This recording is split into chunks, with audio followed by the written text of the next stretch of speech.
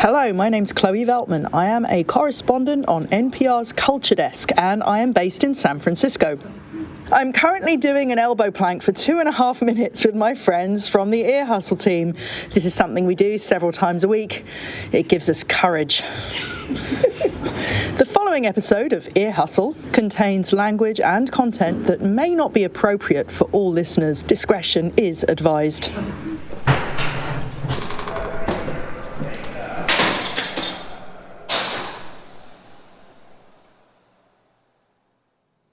I heard you're Sadiq's white daddy. Or are you his white dad? Because those are two different things. Yes, it would be white father. So the other day, Sadiq brought his friend Kevin down to the media lab. He's this older guy, and they have kind of an interesting relationship. I'm like, if my parent came to come pick me up, you would be the type that I'll feel embarrassed around because he's like super energetic. He'd jump out of the car, try to greet you. He's one of those dads. Wait, he would embarrass you? He would embarrass me, yes. That's the type of dad. Okay. And it does happen a lot. He embarrassed me everywhere we go. This right here, he's just like always happy and just jumping out of nowhere and just clowning all the time. That's all. Do you know your son's birthday over here? I do. It's July 20... I want to say 24th or 27th. I have to look on the calendar to be positive. How do you know this? Because you're important to me.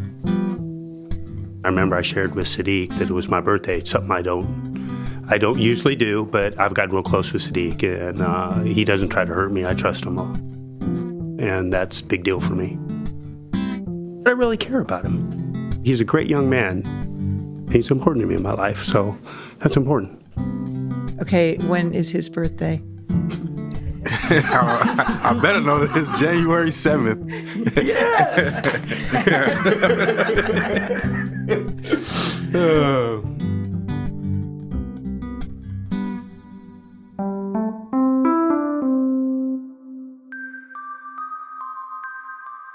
So, Nigel, when's my birthday? I know when your birthday is. It's August 13th. What? Did you just look it up? No. You're important to me. I know your birthday. Okay. What's mine? Yours is June 21st. That's right. And that's what we're talking about on the show today. Birthdays. Or anniversary of life, as you like to say. Yes. I'm Nigel Poor. And I'm Earlonne Woods. And this is Ear Hustle from PRX's Radiotopia.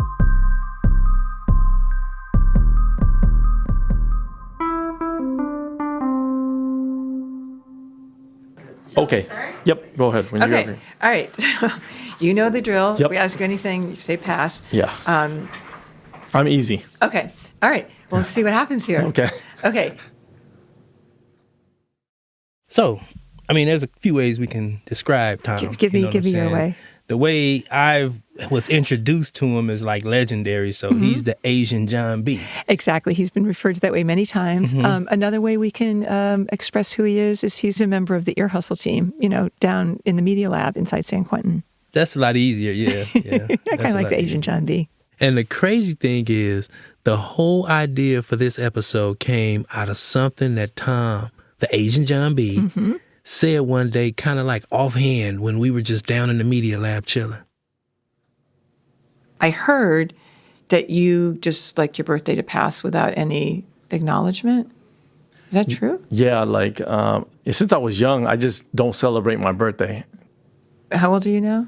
I'm 44. 44, and you basically have no birthday memories. Yeah, I just don't celebrate it. I don't even think about my birthday. When is your birthday? It's June 17th, 1980. Okay. So what do you do on that day?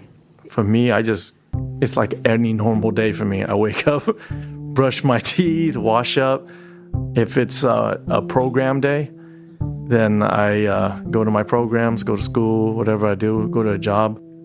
If it's a weekend, I do the same thing. Wake up, wash up, maybe work on music, go work out, call some people.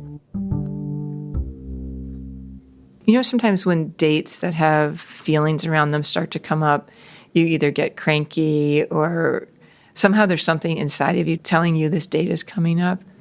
Does that ever happen to you as your birthday's getting closer? You find you're acting in a certain way or feeling certain things?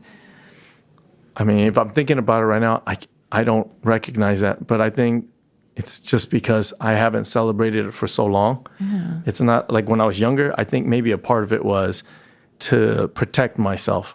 Like, okay, I'm sad because nobody really cares. Yeah. But as I got older from years of distance from it, it just became like it's no longer a part of my life. Kind of like, I don't know, do you smoke? Not anymore. I used to. Oh, okay. So imagine like it's been so long that you no longer have the craving. Yeah. For me, birthday is like, it's just a regular day. Do you remember any birthdays? I think maybe my memory is not good enough. Yeah. But my mom left when I was about 7 or 8. Okay. So after that, it was just whoever would take me in. And I think just them taking you in, it's not that they're bad people. They're not really worried about your birthday. They're feeding you. But I was just thankful to have like just some food and have a house sometimes, because I was always worried about where I'm going to live next. If my dad's going to do something today, he beat the hell out of my mom. That's why she left. I was told that I called the police one time because I remember the police kicking in my door and coming to arrest my father. At what age did that start happening? I couldn't say exactly. Yeah, just approximately. Maybe like 5, and then she left by the time I was about 7 or 8. This isn't related to birthdays, but do you remember the first time you were really let down and you realized I'm going to have to probably fend for myself? I think the first time I could think about remembering that when I was really let down is when the police kicked in the door to pick up my pops or my father, right? When they kicked him and arrested him, I just remember thinking, my mom's a wreck. She's over here sobbing. And I'm not blaming her, but I remember I'm like 5 years old or something. And I just remember thinking, damn, she's over there crying. We got me, my younger brother, and my sister. So I'm 5. My younger sister is 2 years younger than me. And my brother's 3 years younger. He's a baby. And I'm standing there and I'm thinking, what the fuck? If I look back now, I go, I remember being scared. Where am I going to get my next meal tonight? That's a super fun birthday story, huh? I know.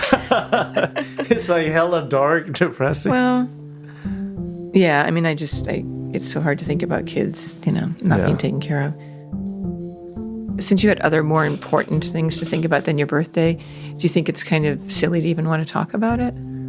I don't think it's silly. I think like now when I look back, it's kind of cool to be able to celebrate a day that you survived another year. But the way I see things is surviving another year. Well, what about when you see other people being celebrated? How do you feel? I think for them, I'm happy for them. I think because it means something to them. Like in prison, most of my family are prisoners. We'll hire somebody to make a cake for us, and then we make a meal. And I'm happy for them because they seem so happy about it. But I never feel like envious. Mm-hmm. I've worked with you guys for like 3 years, 3 seasons. So, and I've been here for 3 years. To this date, nobody has known my birthday because I never talk about it. It doesn't mean anything to me. So it is completely a non-event for you? Yeah, it's just literally like just a regular day for me. The image I get in my mind is like you took an eraser and just erased something. Yeah, but it made life a little bit easier. So how would you feel in June if we had a party for you? I'd laugh. I wouldn't want you guys to. Honestly, like, it's okay. But how would you feel? Would you be like happy? Would you be embarrassed? I guess I'd be embarrassed. I'd be thankful. Yeah, I think the combination. I think growing up, like, I just didn't believe I deserved anything. I think that's a part of it too. I never believed I deserved anything, so why get a birthday? Why get presents?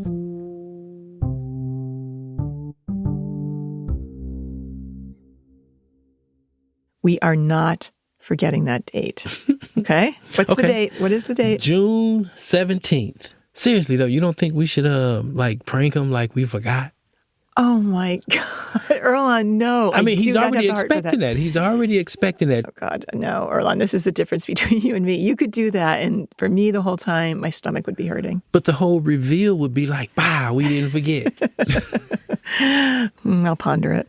But you know what, seriously though, I think there's a lot of guys like this in prison who, for whatever the reason is, they don't want anybody to know about their birthday. But there's also a lot of people in prison who take it really seriously. And one of the things that sticks out to me are those really extravagant handmade cards that guys make, and they walk them around and everybody signs them. And they kind of remind me of what happens in offices out here. You got some cats that's going to hold the card for a minute because they want to write some profound shit in there, like they just been thinking about this for a while. Yep. And then you got some cats that's just going to write in there like, you getting old, fool. Happy B-Day, happy C-Day. What is C-Day? What is C-Day? Oh, that's gang shit, not you. Oh, secret talk. So this one says, make a special friend, an open heart, a listening ear, a love that comforts and brings cheer, a caring way, a thoughtful deed, a faith that prays when there's a need. This is Donnell. He's reading from a group birthday card he received from a bunch of guys in this housing unit. I had about maybe 5 or 6 friends that actually signed it. So when I seen it, I started smiling, right? I felt good about it because that just goes to show you, the guys that I hang around in here, they really do care. They considered me as a brother, so, I cherish that forever. To Mr. JR, you are the coolest and craziest guy I have ever hanged around with. But no matter what, you will always still be my friend. Stay cool and happy birthday to you. Your boy, Zach. This is my buddy right here, Derek. JR, I do consider you a friend, and a good one at that. I know this is not the place to be when you're celebrating your birthday, but I can say that I'm glad that I met you in this place. Stay blessed, happy birthday. Love always, Derek Ware. Little bro, I never had as much of a crybaby you are. I wouldn't change you at all. Stay the way you are, and remember, you got people around you who really do love you. Thugger. Since you've been in prison, have you received more cards from your friends than you have from your family? Yes. This, of course, is Tony Tafoya, one of the guys on our team inside San Quentin. It just shows me how much, the people I was incarcerated cares about me basically more than my family. So that's how I was looking at it. At times, they did send me cards and then they stopped.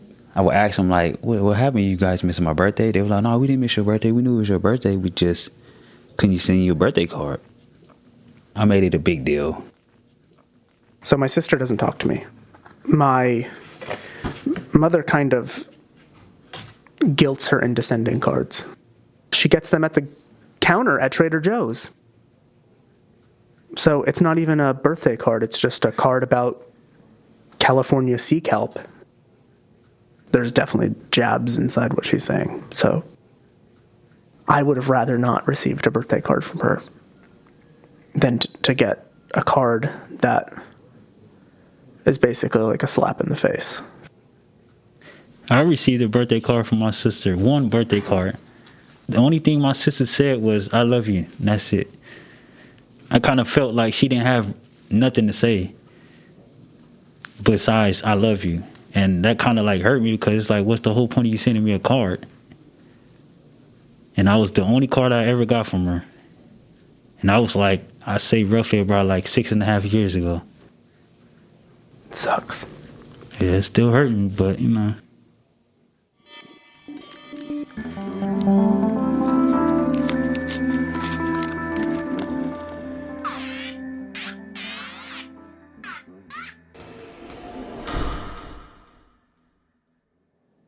A friend of mine, his name is John Ditch. He made a birthday card for me. So in front of the card is just this portrait of a random looking Asian dude. That's me, cool. This is so pure.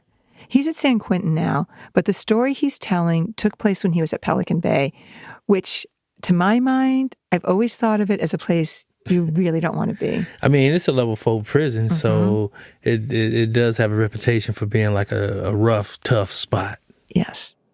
There's a bunch of signatures, everybody wishing me happy birthday. Yeah. However, when I opened up the card, it was a pop-up boner, and I was just tripping out.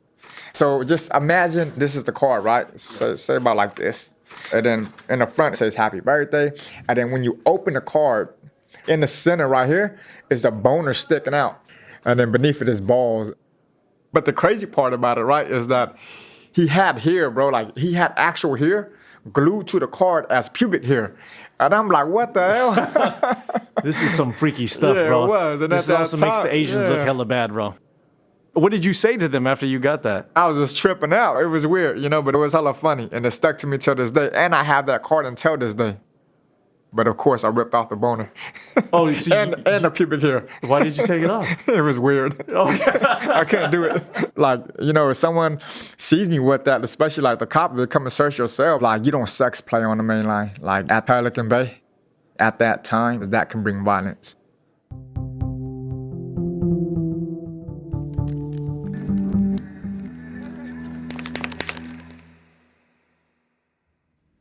I'm Otilia Pineda, and my family doesn't really celebrate birthdays, so this was as close as my mom got to a birthday card. We met Otilia at CCWF, the Central California Women's Facility. We asked women there to bring us some of the birthday cards they'd received over the years from people on the outside. Otilia brought us one she got from her mom, but the funny thing was, it wasn't actually a birthday card. She sent me a Mother's Day card on my birthday, and it says, especially for you on Mother's Day. She wrote in Spanish, para la madrecita que merece todo mi amor y respeto, Otilia mi blanquita. Que pases este día de las madres feliz y contenta y pórtate bien que te extrañamos esperando. Te estaremos esperando, tu hijo Noah y tu madre Francia y toda tu familia. Is it possible you can translate what she said? For the mother who deserves all the love and respect, Otilia, I hope you have a good day today. Have a good Mother's Day, and hopefully you're happy and behave, because we all miss you. Your son, Noah, your mother, and your whole family. And then my son wrote a little heart at the bottom. This is the only card my mother has sent me during my almost 11 years incarcerated. This is as affectionate as my family gets.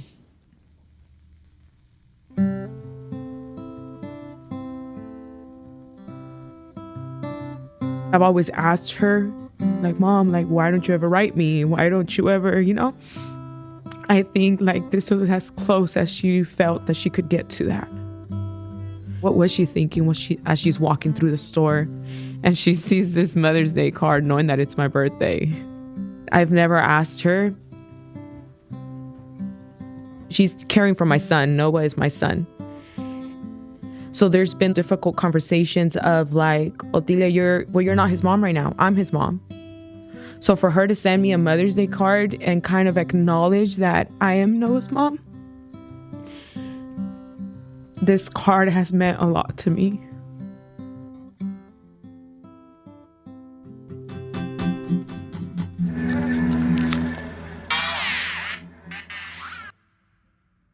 Can you tell us what's your name and how long have you been incarcerated? My name is Misty Mangoni, and I've been incarcerated this is going to be my 22nd year.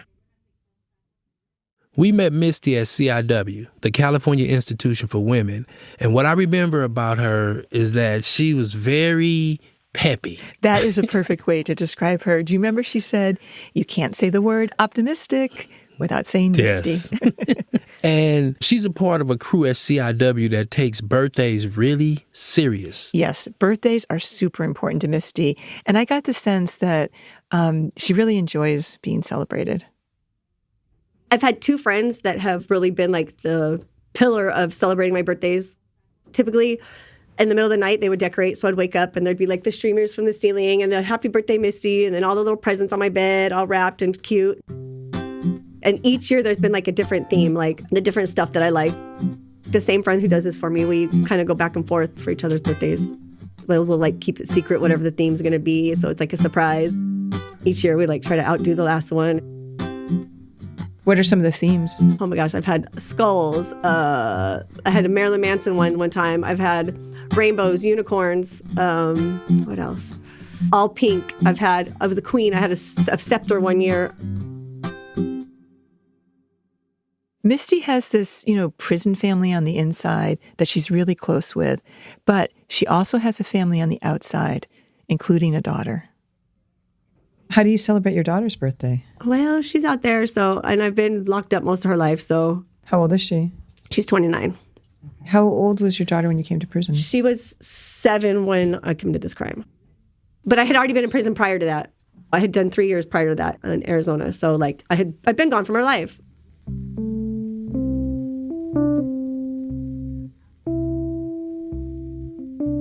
2, I went and dropped her off at her grandma's because I was cooking meth, and so I went and dropped her off at her grandma's. So I've been gone.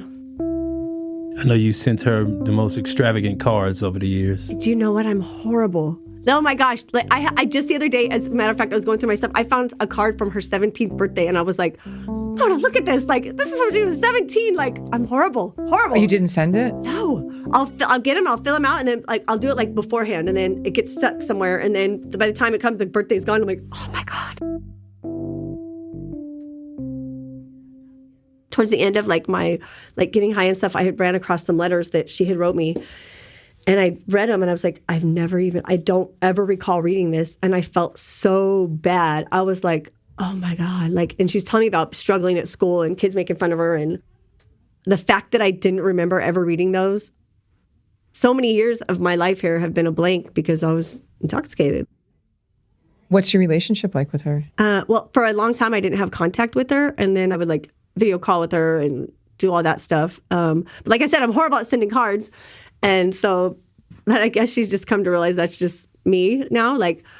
But you really expect people to celebrate you. Right? So what happened there? I don't know. The intention is there, because I get them, I got them ready. And then by the time they come and go, and I'm like, Jesus Christ. Is it just you forget, or but is there something deeper? There's got to be. Yeah, there has to be. What do you think that is? Yeah, she doesn't have that high expectation of it, I guess. So maybe I kind of I just use that as unconsciously as an excuse that she doesn't have this expectation of me. So if it doesn't happen, it doesn't happen. But do you think that you've disappointed her? And that's what you're afraid of doing? Maybe.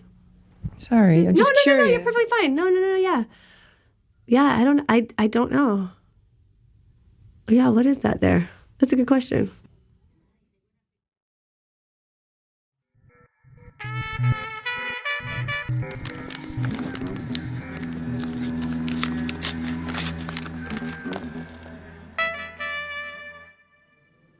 My name is Jason Jenkins. I've been locked up going on 20 years this year. Initially, when I first came to prison, I used to celebrate my birthdays. But on my 28th birthday, I almost died. And so I stopped celebrating my birthdays. I think this is your frenemy, Nige. Yes, it is. Jason and I actually get along really well. But let me just say that we have very different opinions on a woman's position in society. Yes, and if listeners want to understand the backstory here, go back to our elections episode from last season. Exactly. So it was my 28th birthday. I was in Corcoran, level 4 prison, maximum security. 23 hours in the cell, 1 hour out? 1 hour out, man. Stabbings, riots, lockdowns all the time. At that time, I was still, in the gang lifestyle, living that criminal lifestyle. And so when it's your birthday, the homies know. Everybody know. And so what that looks like, we making drink. We might get some weed. What, like Kool-Aid? No. Some Pruno, some White Lightning. And that would be considered alcohol? Alcohol. Okay. Yes, sir. But I wasn't really into alcohol. That wasn't my thing. But I did do hard drugs like crystal meth, powder cocaine. That was my drug of choice. On this day in particular, early in the morning, people just start sliding all type of drugs up under my door. I got whatever I wanted. And so my cellie, we had a cell phone in the cell. And so we used to rotate calls, like he'd get 3 hours, I'd get 3 hours, and we rotate. And so while he was on the phone, my girl, she was waiting on my turn for me to call so that we could celebrate together, because she had made some spaghetti and she was making a cake. And we were supposed to just, just hang out. On.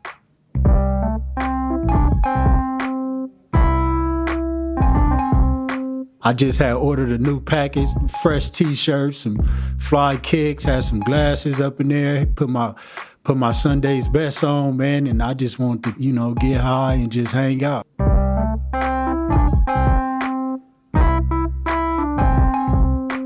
My cellie, he's by the door, he's using the phone, and I'm waiting on him to get off. And so while I'm waiting on him to get off, I started off with crystal meth, then I lit up a joint and I'm smoking. Then they had some Molly. This is around the time when Molly was new. I didn't know how to use it, but they just gave me a bunch of it. I just see a bunch of powder. So automatically in my mind, I'm thinking I'm supposed to snort it. So what are you supposed to do with Molly? So Molly is like a party drug. And so you actually supposed to put it in your drink and let it dissolve and you drink it. So you're not supposed to snort it? You're not supposed to snort Molly, man. Oh, okay. And so I start sniffing the Molly, and it wasn't really having an effect. And I didn't really think I was like high, so I just kept doing it. And so eventually I put my headphones on, I'm listening to some Young Jeezy, and I just call myself trying to chill. And all of a sudden, man, my heart just start beating out my chest. Just boom, boom, boom, boom, boom. So I just tried to sit up. I tried to straighten up, tried to relax myself. And it just wouldn't stop. And it just kept going, boom, boom, boom. And all of a sudden, I can't breathe. I'm fighting for my life, bro. My hands start to stiff up. I'm getting cotton mouth. My feet start to stiff up. Eventually, I start throwing up blood. And the only thing I could think about was man, this is it. This how I'm about to go. I'm about to die. But after about 45 minutes of just trying to fight, I was eventually able to calm my heart rate down, and I was able to just relax. I wasn't a believer. I didn't believe in God or anything at this time. A few days after that, man, May 5th, 2012, is when I gave my life over to Christ. And now I could say I'm 13 years sober. After that, bro, I stopped celebrating birthdays. I'm like, I'm cool on birthday. We're going to take a short break. And we'll be right back.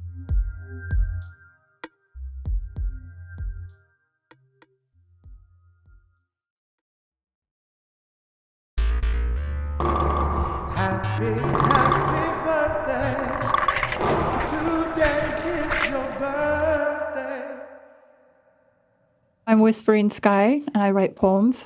Which poem did you write that we used? Let's see, Cookie Jar. Cookie Jar. You named it Cookie Jar, or Throw a Rock Across the Lake. That's what it was, Throw a Rock Across the Lake. Earlonne, you want to remind listeners who Sky is? Yep. Sky is incarcerated at CIW, and a couple of seasons ago, we did a whole episode based on a poem that she wrote. And let's just say she wasn't too thrilled. No, Sky can be a little ornery, but regardless, I am really fond of her. And I think she know that too. People loved your episode. Yes, I'm being told. Yeah. She's so on it. So I mean, it was. Yeah, because not everything was there that I put down on that paper. I spent a long time with it. Right. Kind of cut short. Editorial process sometimes. Sorry. Yeah, it was cut short. So were you mad at us? No, I was disappointed. Oh, that's worse. Same thing. I think it's worse. I hate when I disappoint people. We got past that little frustration she had, I think. I think she stood her ground. You know what I'm saying? She held it over our heads just a bit. I guess. But we were able to move on to the reason that we were actually there. We want to talk to you today about birthdays. And I heard something, your birthday coming up soon? Mm-hmm. When? The 19th of January. Okay, today's the 9th? Yeah, 10 days. Ooh, 10 days. How many birthdays in prison? What do you mean, how many birthdays? I've been here since I was 32. So, and did you say 38 years? So you've had 38, approximately 38 birthdays. Do you remember your first birthday in prison? I went out to the rec field, and not a lot of people knew me. They knew I walked backwards a lot. You walk backwards? Sure. I had problems with my knees. So when you walk backwards, it strengthens them. And what do you remember thinking about on your birthday, that first year here? It's going to be quiet, peaceful, and there was critters everywhere. 38 years ago, what did this place smell like? Cows. I figured. When you were anywhere eating, you're going like this, flying the flies away from you when you're trying to eat. Remember? I remember because he's not old enough. No. Yeah, I say when I was in the youth authority, that's all you smelled was like cow manure. Pow. So what are you planning for this year for your birthday? I'm going to make myself a bagel and put some cheese in it and some pepperoni. What else will you do for your birthday besides have that bagel? Mona likes to get stuff and put it on your door to tell everybody that you're having a birthday. Always take it off. So why do you take it off? Because they keep, hi Sky, happy birthday, happy birthday, happy birthday. Do you not want people to acknowledge it's your birthday? Well, it's just, I'm going to be 70 years old. People like to call you old lady, and I don't like that. And is it too much attention? It's too much stress. You're trying to do things that you need to get done for yourself, and they're opening the door, happy birthday, happy birthday. It's like, so you put a little sign on the door, leave me alone. Bye. Since we've last seen Sky, things have really changed for her. Remember, she had a lot of friends that were in there with her. And last time we talked to her, she did not want to get out of prison. Yeah, when we first met her, she had her prison family. Everybody that was down with her, that was going to be there with her to the end. And then all her homies start getting out. And she's there by herself now. Yeah. How did you celebrate your birthday when your friend was here? We had a potluck with other friends, and we played cards. It was my friends around me, not just people pretending, because some people say something, but they don't have anything to do with you at all. Yeah, it's all plastic. So birthdays can be a time when you find out how phony people can be? There are phony all around me all the time. In the years that you've been in prison, have you ever received a birthday gift that was meaningful to you? Hugs. Because we can't do hugs in front of officers. We'll go right up.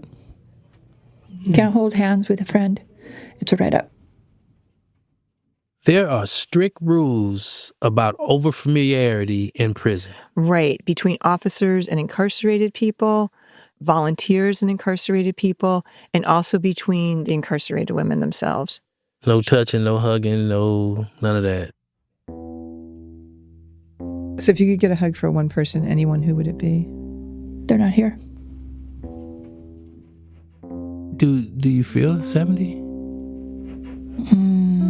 In your spirit, do you feel 70? No, not really, because everybody says, you don't look 70, you don't act 70. How do you feel in your spirit? Maybe in the 40s. Do you think getting older is the concern or the fear? Is it dying? Is it dying, or is it just not being as strong as you used to be?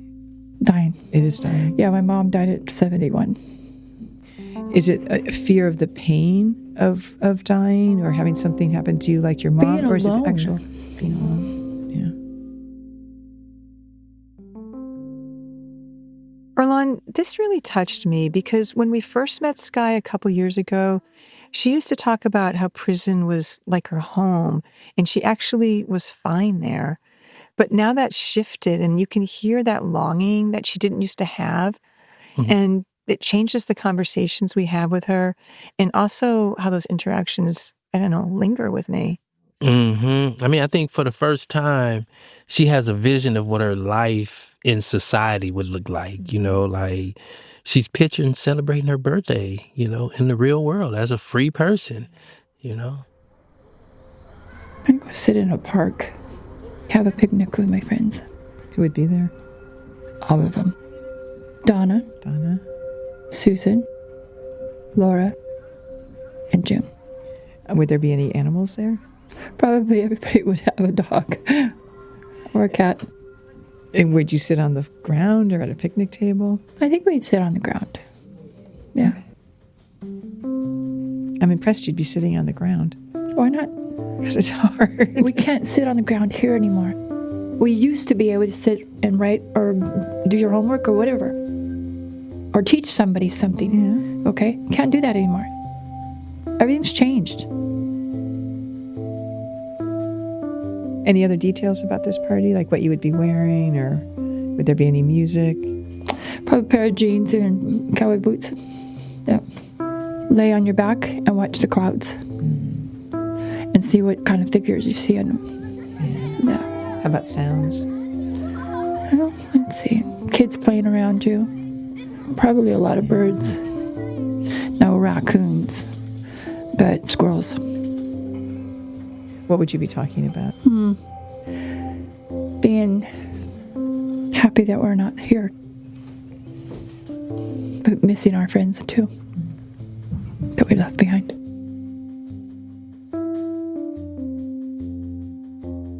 Is there anything we should have asked about birthdays that we didn't? Am I happy to be 70? Not really. But I wish I was still younger. I wish I was just born. You wish you could start all over? Mm-hmm. Really? Yep. You'd go through all the struggles? I wouldn't be here. I'd be a whole different person. Yeah.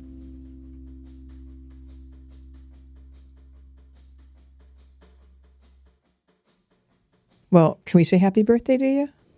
Sure, you're not going to be here on the 19th? So, happy early birthday. It's Sunday. Yeah, happy birthday. Thank you. Let's sing happy birthday. Okay. Happy birthday to you. Happy birthday to Sky. Oh, Sky. Happy birthday.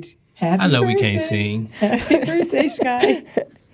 Well, thank you very much. Yeah, good to see you. It's always nice to see you. I saw her and I said, and you were like, oh no. I said, oh no, here they are. Here we are again. Do you like talking to us just a little bit? Yeah, I like talking to you guys. Okay. I could be an open book or I could be a closed book. I know that about you. Yeah. Yeah, it's my choice. I know. Yeah. Is it closing right now? No.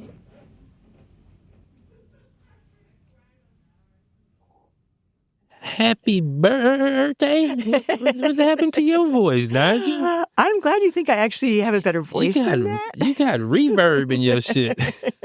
It's really bad. And I feel like we owe Sky an apology for that terrible rendition of the birthday song. Well, when she listened to it on that prison tablet, she's going to get a surprise. That's right. Because when we got back from that trip, we decided that we needed a new Ear Hustle birthday song, like an official birthday song. And if you've been paying attention, you've been hearing pieces of it throughout this episode. Now, here it is in its entirety. The world premiere of the new Ear Hustle birthday song. Drum roll.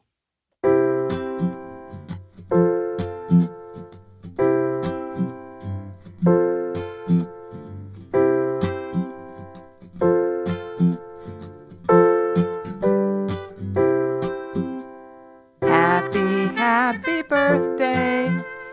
Today is your birthday. Happy birthday. I'm so glad for you. Happy birthday. Today is your birthday. Happy birthday. Do what you wanna do. Happy birthday to today is your birthday.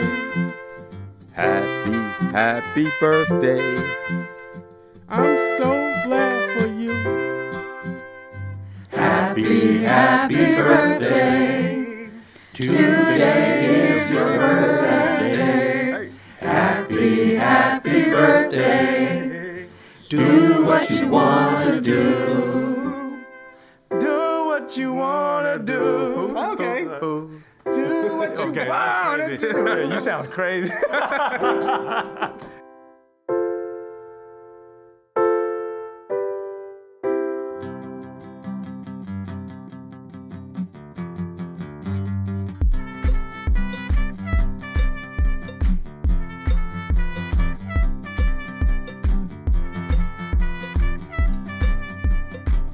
Ear Hustle is produced by me, Nigel Poor, Amy Standin, Bruce Wallace, Rasan New York Thomas, and Kat Shuknick. Shabnam Sigmund is our managing producer. The producing team inside San Quentin includes Derrell Sadiq Davis and Tam Nguyen. The inside managing producer is Tony Tafoya. Thanks also to Aristeo San Pablo. The Ear Hustle birthday song you heard a minute ago was written by Tam Nguyen, with variations on that theme by Tom, me, Derrell Sadiq Davis, Bruce Wallace, and Antwan Williams, plus trumpet playing by Brian Conroy.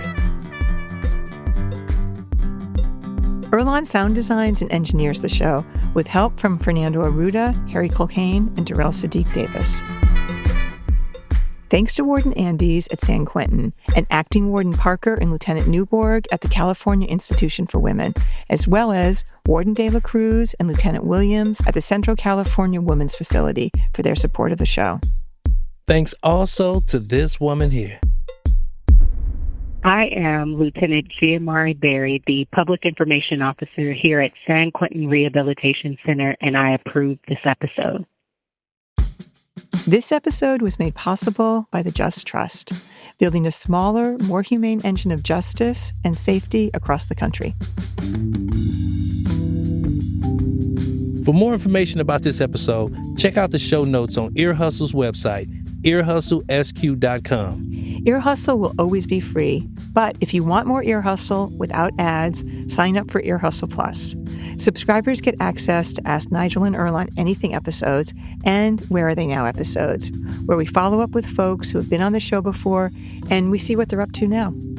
Recently on Ear Hustle Plus, we caught up with Edmund Richardson, who listeners might remember from one of our Catch a Kite episodes, talking about what his camaraderie was like with one of his partners at San Quentin. Since we last spoke, Edmund has worked as an incarcerated firefighter, a film producer, gotten married, and has been released from prison. Subscribe to Ear Hustle Plus at earhustlesq.com/plus or directly in Apple Podcasts. Ear Hustle is a proud member of Radiotopia from PRX, a network of independent, creator-owned, listener-supported podcasts. Discover audio with vision at radiotopia.fm. I'm Earlonne Woods. I'm Nigel Poor. Thanks for listening.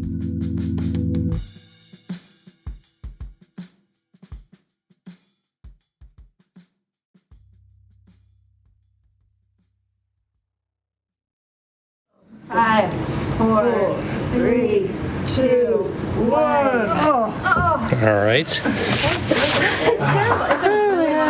It's so much easier when you talk, though. Radiotopia. From